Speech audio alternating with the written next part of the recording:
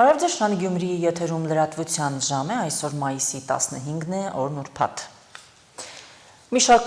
խուզարկություններ եւ վարութային այլ գործողություններ են կատարվել ուժեղ Հայաստան կուսակցության Լոռու մարզում գործող գրասենյակներում։ Հակակոռուպցիոն կոմիտեից տեղեկացնում են, որ ընտրակաշառք տալու եւ քաղաքացիների ընտրական իրավունքի ազատ իրականացմանը խոչընդոտելու նախապատրաստման դեպքերի առթիվ Հայաստանի հակակոռուպցիոն կոմիտեում նախաձեռնված քրեական վարույթի շրջանակներում խոզարկություն է իրականացվել նաեւ համակցված կերերի խանութի ներքո քողարկված գրասենյակում։ Կան ձերբակալված անձինք, կատարվում է նախաքննություն, անհրաժեշտության դեպքում կտրվի լրացուցիչ տեղեկատվություն, նշվում է հաղորդագրության մեջ։ Եվրամիությունը Հայաստանի լրատվամիջոցների համար իրականացնում է նախագիծ, որը միտված է փորձի փոխանակմանը, հայկական մեդիայի աշխատանքի որակի բարելավմանը։ Նախագծի շրջանակներում Լիտվայի արտաքին գործերի նախարարության, Հայաստանում Լիտվայի Հանրապետության դեսպանատան եւ Լիտվայի ժուրնալիստների միության նախաձեռնությամբ հայկական մարզային լրատվամիջոցների ներկայացուցիչների այց է կազմակերպվել Լիտվայի մի շարք քաղաքներ։ Վիլնյուս մեկնած լրագրողական պատվիրակության կազմում նաեւ Շանտ Գյումրիի նկարահանող խումբն է եղել։ ԶԼՄ-ների ինքնակարգավորման ու վստահությունը պահպանելու հարցերից բացի հայ լրագրողների հետ նախընտրական թեմայի շուրջ է խոսել Լիտվայի լրագրողական էթիկայի տեսուչ հայտնի լրագրող մեդիա փորձագետ Դայնուս Ռադզավիչուսը։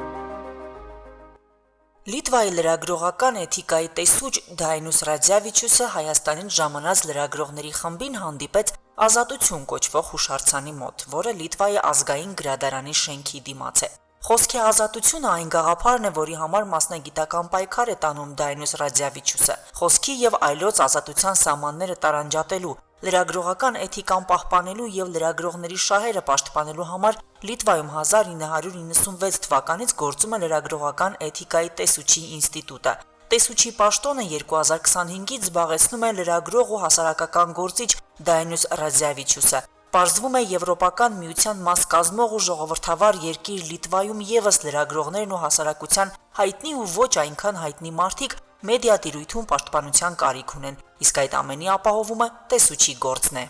Есть много вопросов, из-за которых у нас государство решило, что пускай это лучше саморегулирование будет решать, либо омбудсмен. Շատ հարցեր կան, որոնք մեր կառավարության որոշմամբ լրագրողական էթիկայի տեսուչը կամ օմբուդսմենը պետք է լուծի։ Պատվի ու արժանապատվության, անձնական կյանքի անձեռնմխելիության հարցերը շատ զգայուն են։ Պետք է բալանսը գտնել, թե օրինակ ինչքանով մեդիան կարող է խառնվել հանրային մարդկանց անձնական կյանքին։ Բողոքները շատ են։ 2025-ին 40%-ով դրանք ավելին էին, քան 2024-ին։ Իսկ այս տարվա առաջին 4 ամիսներին ստացված բողոքներն արդեն 2 անգամ ավելին են, քան 2025-ի նույն ժամանակահատվածի համեմատ։ Մեդիա օմբուդսմենը կամ տեսուչը դիտարկում է ոչ միայն պրոֆեսիոնալ մեդիաների աշխատանքը, այլև սոցցանցերում ակտիվ բլոգերների ու այլ օգտատերերի գործունեությանը վերաբերող հարցերը։ Լիտվայում եւս բլոգերների ու սոցցանցերի օգտատերերի գործունեությունը շատ ակտիվ է, բայց դրանից պրոֆեսիոնալ լրագրությունը չի տուժում։ Եվրոպական այս փոքրիկ երկրում լրագրողները իրենց հանդեպ վստահությունը վաստակել են առողջ քննադատությունը եւ զրպարտանքը տարանջատելով։ Լրատվամիջոցները ձևավորել են բրենդ, որը երկրում ճանաչելի ու վստահելի է դարձել։ Медиа, если честно, профессионально нарушает по сравнению со всеми другими очень редко. Պրոֆեսիոնալ մեդիան խախտումներ ի տարբերություն մյուսների շատ քիչ է թույլ տալիս։ Մեդիան մեր երկրում աշխատում է ինքնակարգավորման սկզբունքով եւ շատ լավ ստանդարտներ են ներդրել։ Եթե եղել են նրանց աշխատանքի հետ կապված դժգոհություններ, ապա դրանք մեծ մասամբ հիմնավորված չեն եղել։ Պարզապես որոշ մարդկանց դուրս չի գալիս, թե իրենց մասին ինչ է գրում մեդիան։ Պրոֆեսիոնալ խմբագիրներն ու լրագրողները հստակ գիտակցում են սահմանը, թե ինչպես քննադատել առանց վիրավորանքի։ Մեդիա արտակի ներկայացուցիչներին կարևոր է գիտակցել, որ լսարանը վստահում է մեդիային ոչ թե ընդհանուր վերցված, այլ կոնկրետ լրատվամիջոցին ու լրագրողին։ Այսինքն այստեղ հարցը առանձին լրատվամիջոցի ու լրագրողի բրենդի ուժի մեջ է։ Մեդիա հարթակում ապա տեղեկատվության եւ թիրախավորումների պակաս չկա, հատկապես նախընտրական շրջանում։ Լիտվայի լրագրողական էթիկայի տեսուչը եվրոպական փորձն է ներկայացնում։ Նախընտրական շրջանում մեդիայի աշխատանքի կարգավորմանը հատուկ ուշադրություն են դարձնում։ Հետևում է նաև հայաստանյան նախընտրական զարգացումներին ու քարոզարշավին։ Փոքրիկ երկրում նախընտրական ակտիվությունը շատ մեծ է։ Այսպիսին է լիտվացի փորձագետի գնահատականը։ Страна вроде маленькая, но коммуникация, интенсивность, особенно в соцсетях, прям, знаете, как страна, в которой, наверное, как будто 5 миллиардов людей жило бы. Ձեր երկիրը փոքր է, բայց տեղեկատվական ենթակառուցվածքները, մասնավորապես սոցցանցերում ակտիվությունը շատ մեծ է։ Տպավորություն է, թե այդ երկրում 5 միլիարդ մարդ է ապրում։ Իհարկե այդ ամբողջ տեղեկատվական հոսքի մեջ շատ վնասակար բաներ կան, բայց ես վստահ չեմ, որ միշտ բոլորը բոլորին խաբում են։ Այսպիսի ասացված կա, որ հնարավոր է մեկ մարդուն խաբել ամբողջ կյանքում, շատերին կարելի է խաբել մեկ անգամ, բայց հնարավոր չէ բոլորին մշտապես խաբել։ Այստեղ է, որ առաջ է գալիս վստահության հարցը, ում ու ինչքան վստահել։ Դայնուս Ռադյավիչուսի կարծիքով սա հոգեբանական խնդիր է, վստահել նրան, որը շատ պրոֆեսիոնալ է եւ փորձ ունի, թե նրան, որ ավելի հասարակ է ու անկեղծ մարդու տպավորություն է թողնում։ Вопрос доверия всегда ключевой. Վստահության հարցը միշտ առանցքային է։ Շատ մարդիկ չեն սիրում չափազանց պրոֆեսիոնալ մոտեցումը, իդեալական քաղաքականությունը։ Չեն վստահում, մտածում են, որ եթե մարդը շատ պրոֆեսիոնալ է, ուրեմն ինչ որ բան այն չէ։ Եվ հակառակը, եթե մեկը սխալվում է կիսաանետեցությունները դուրս տալիս, մտածում են, որ ավելի հասարակ ու այսպես ասենք բնական մարդ է։ Ժողովրդավարական երկրներում մարդիկ իրավունք ունեն անգամ վատ դատվածություն ունեցող ու անազնիվ, անգամ հիմար քաղաքական գործիչներին ընտրել։ Ոչ ոք չի ասել, որ միայն խելացիները, իմաստուններն ու խորամանկները կարող են ղեկավարել։ Մարդիկ իրենց ճաշակով կին, ամուսին ու քաղաքական գործիչ ընտրելու իրավունք ունեն։ Եվրամիությունում ոչ միայն հետևում են հայաստանյան նախընտրական զարգացումներին, այլև աջակցում ընտրական գործընթացներին փորձագիտական ու ֆինանսական գործիքներով։ Մասնավորապես Եվրամիությունը Հայաստան է ուղարկում հիբրիդային արագ արձագանքման խումբ ընտրություններից առաջ հնարավոր միջամտություններին, ապատեղեկատվությանը եւ սպառնալիքներին հակազդելու համար, ինչպես նաեւ հունիսի 7-ին իրականացնելու է դիտորդական առաքելություն։ Լուսինե Հայրապետյան, Արթուր Մելիքյան, Հորիզոն։ Պատմական ու շատ հաջող, այսպես բնորոշեցին Չինաստանի նախագահ Սի Ցզինփինն ու Միացյալ Նահանգների նախագահ Դոնալդ Թրամփը վերջինիս այցը Պեկին։ Այն արդեն ավարտվել է եւ Դոնալդ Թրամփն արդեն մեկնել է Պեկինից։ Սա Միացյալ Նահանգների նախագահի առաջին այցն էր 2017-ից ի վեր։ Ինչ արդյունքներով այն ավարտվեց, մանրամասները ռեպորտաժում։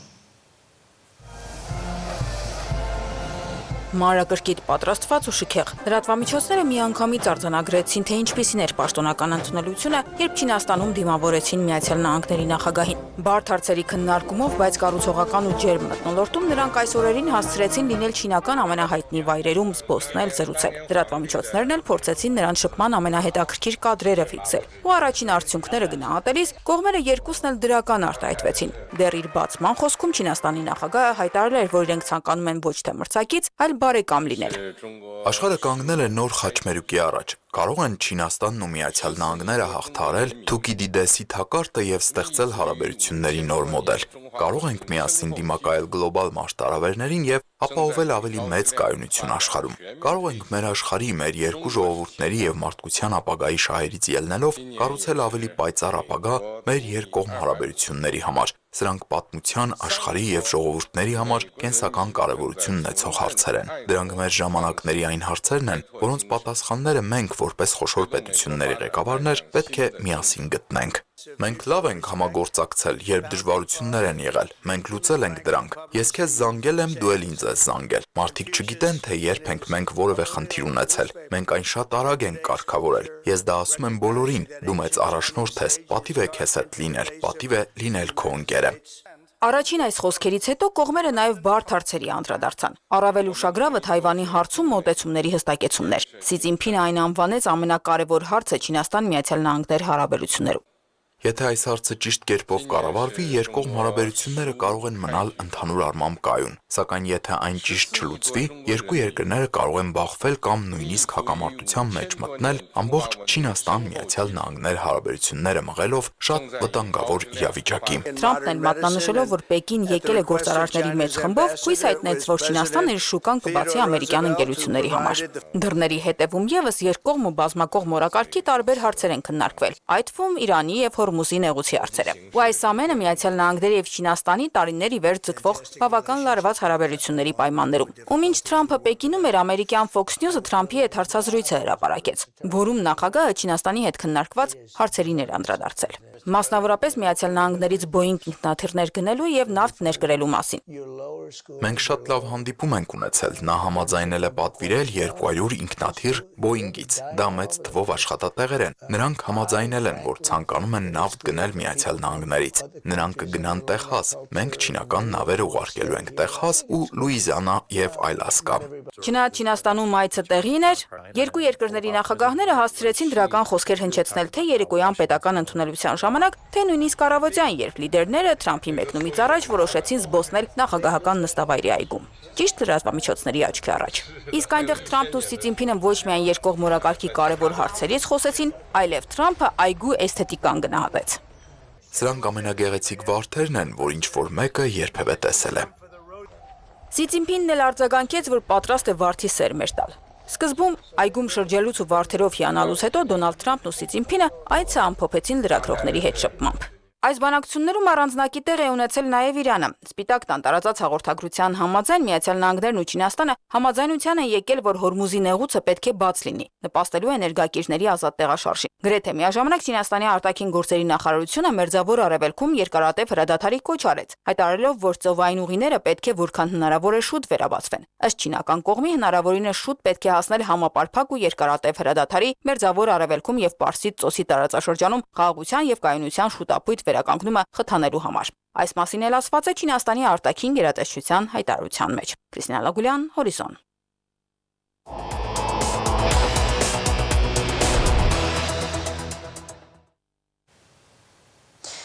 Գյումրի բժշկական կենտրոնի ինֆեկցիոն բաժանմունքում հոսպիտալացված երեխաների առողջական վիճակը գնահատվում է բավարար։ Աղիքային ինֆեկցիային բնորոշ ախտանշաններով 15 երեխաները հիվանդանոց են տեղափոխվել Տիրամայր Հայաստանի կենտրոնից։ Հիվանդությունների վերահսկման եւ կանխարգելման ազգային կենտրոնի մասնագետները կատարել են համաճարակաբանական ուսումնասիրություններ, կատարվել են նմուշառումներ։ Լաբորատոր հետազոտությունները կպարզեն սուր աղիքային վարակի առաջացման պատճառը։ Գյումրիի Տիրամայր Հայաստանի կենտրոնում սովորողները 27-ն են, նրանցից 15-ը մի քանի օր է հոսպիտալացված է։ Գտնվում են Գյումրի բժշկական կենտրոնի ինֆեկցիոն բաժանմունքի հսկողության տակ։ Կողմնակի անձանց մուտքն այստեղ արգելված է, նկարահանումները նույնպես։ Մայիսի 11-ին է շտապ բուժօգնության կանչով առաջին երեխան տեղափոխվել հիվանդանոց եւ հոսպիտալացվել աղիքային ինֆեկցիային բնորոշ կանգատներով։ Վիճակը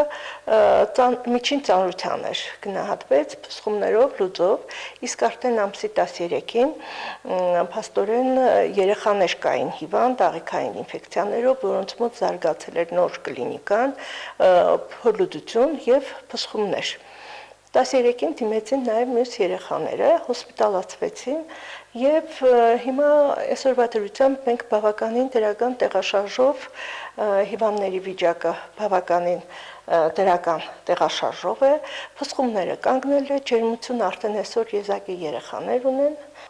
Ինֆեկցիոն բաժանմունքում այս պահին շարունակում են բուժում ստանալ կրթահամալիրի 15 սաները։ Երեկվանից նրանց թիվը չի ավելացել, իսկ թե ինչից է վատացել երեխաների ինքնազգացողությունը, սկզբում հավանական վարկած էր թվացել ջուրը, բայց դեպքը արձանագրելուց հետո հիվանդությունների վերահսկման եւ կանխարգելման կենտրոնի մարզային մասնաճյուղի մասնագետների լաբորատոր ուսումնասիրությունները հերքել են կասկածները։ Խմելու ջրում շեղումներ չեն հայտնաբերվել։ Նախնական տվյալներով ասեմ, որ արյան ընդհանուր քննությամբ, գեղձի միկրոսկոպիկ քննությամբ բակտերիալ ինֆեկցիայի է նման, ոչ վիրուսային, այլ բակտերիալ ինֆեկցիայի է նման։ Բնական է ջրային ֆակտոր այստեղ չկա, որտեղ ջրային եթե լիներ նույն գծի վրա սպասարկվող այլ տներ, շենքեր կան, կլիներ սննդային ֆակտորն է ավելի շատ, որ տալիս է նման դեպքեր։ Մտածեցինք ինչից կարող է լինել ջուրը բոլորս ենք օգտվել։ Ոչ ուրիշ տարբեր բան չի եղած, մենյուն միշտ առողջարար սնունդ է։ Նորություն չկար, նորությունը միայն տորտն էր։ Իսկ տորտը կրթահամալիր եկել էր դրսից, հյուրասիրություն է եղել, թեև կենտրոնում սնունդը հիմնականում պատրաստվում է իրեն ձեռքերով մաքուր ու առողջարար։ Մենք կարծում ենք, որ երբ երեխեքը նվիրաբերված տորտ կերան, դրանից սկսվեց ոնց որ վարակը, ջերմություն, եւ լուծ։ Դրան դա էր հիմնական սիմպտոմները։ Մենք ինչից ենք երևակայում կամ ենթադրում, որ դրանից է, որովհետեւ մենք այդ օրը քույրերս չկայինք եւ չենք օգտված դրանից եւ փառք Աստծո, որ չենք օգտված, ոտքի ենք կանգնած, որ կարողանանք երեխեքին պետք եղած օգնությունը, ծառայությունը մատուցել։ Դա է, որ մեզ նշան է, որ հնարավոր է, որ թխվածքից լինի։ Հաշվի առնելով այն, որ կենտրոնի 27 սաներից միայն 15-ն են օգտվել նվիրաբերված տորթից, կասկածները հիմնավորվում են, որ գործ ունեն սննդային թունավորման հետ։ Վերջի երկու երեխաները 3 են դիմել, բայց ինձ թվում է, որ արդեն էլ չի սպասվում, որովհետև այնտեղ ՎԿԱԿ-ի կողմից բավականին ակտիվ միջոցառումներ է իրականացվել, դեզինֆեկցիայի նկատի ունեմ եւ նաեւ իհարկե մարդկանց աշխատողների եւ երեխաների կոնտակտավորների բոլորի ուրեմն հետազոտությունները վերցվել է, ինձ թվում է այլևս նոր դեպքեր չեն լինի։ Խմելու ջրի ծաղիկային ինֆեկցիան բացառվում է, հավանական վարկածը մնում է սնունդը։ Այս ուղղությամբ համաճարակաբանական ուսումնասիրությունները շարունակվում են, նմուշառումներ են արվել, լաբորատոր հետազոտություններով արդյունքները կպարզվեն մի քանի օրից։ Այս ընթացքում 15 սաները կմնան ստացիոնար հսկողության տակ։ Նրանց վիճակն այս պահին էլ գնահատվում է բավարար, ապաքինման դրական դինամիկայով։ Մարինե Դերբինյան, Վահագն Վարագյան, Հորիզոն։ 81 տարեկանում կյանքից հեռացել է Հայաստանի Հանրապետության ժողովրդական արտիստ, պրոֆեսոր, Գյումրիի Վարդան Աճեմյանի անվան պետական դրամատիկական թատրոնի գեղարվեստական ղեկավար, իսկ 2014 թվականից նույն թատրոնի գեղարվեստական խորհրդատու Նիկոլայ Ծատուրյանը։ Գյումրիի թատրոնի նկատմամբ թատերական վարպետի սերն ու նվիրվածությունն անչափելի են։ Նա բազմաթիվ ներկայացումներ է բեմադրել, որոնք այսօր էլ թատրոնի խաղացանքի բեսթսելերներն են համարվում։ Նիկոլայ Ծատուրյանն աշխատել է այնպիսի նշանավոր դերասանների հետ, ինչպիսիք են Մետաքսյա Սիմոնյանը, Սոս Սարգսյանը, Մհեր Մկրտչյանը, Կարեն Ջանիբեկյանը։ Կրթության, գիտության, մշակույթի և սպորտի նախարարությունից հայտնում են, որ ստեղծվելու է հուղարկավորության կառավարական հանձնաժողով։